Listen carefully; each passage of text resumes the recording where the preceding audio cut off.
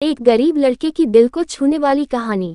एक भयानक अंधेरी रात में मंदिर की सीढ़ी पर मंदिर में लगे लाइट की रोशनी में एक साधारण 15 साल का लड़का पढ़ाई करते दिखा।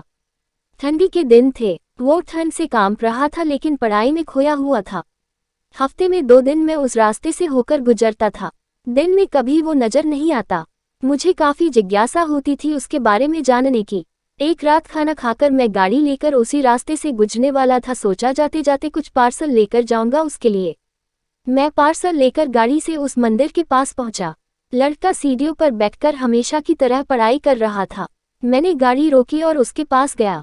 मेरी तरफ जब उसने देखा तो वो मुस्कुरा दिया जैसे वो मुझे पहले से जानता हो। मैंने उससे पूछा, बेटा तुम हमेशा यहीं पर क्यों पढ़ाई करते हो? सर, मेरे घर में बिजली नहीं आती।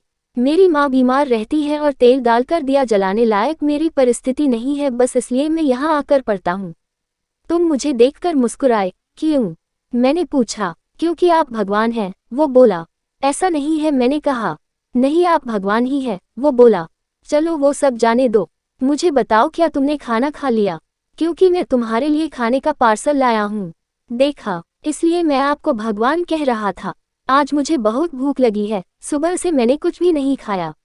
लेकिन मुझे इस बात की जरा भी चिंता नहीं थी। मैं जानता था वो भगवान जिसने मुझे भूख दी है वह मुझे भूखा पेट नहीं सुलाएगा, किसी न किसी रूप में आकर मुझे खाना देगा। और आप खाना लेकर आ गए।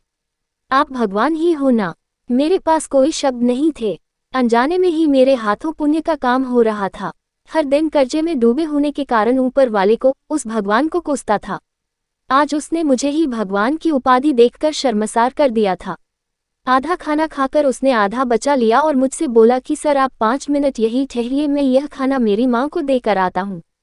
मंदिर से कुछ दूर एक पुराने घर की तरफ जाते हुए मैं उसे देखता रहा। कुछ मिनटों बाद वह वापस लौटा। उसके हाथों में मुट्ठी भर फूल थे। उसने वो मेरे पैरों में रख दिए और बोला, माँ ने कहा है जिस भगवान ने हमारा पेट भरा है उसके चरणों में थोड़े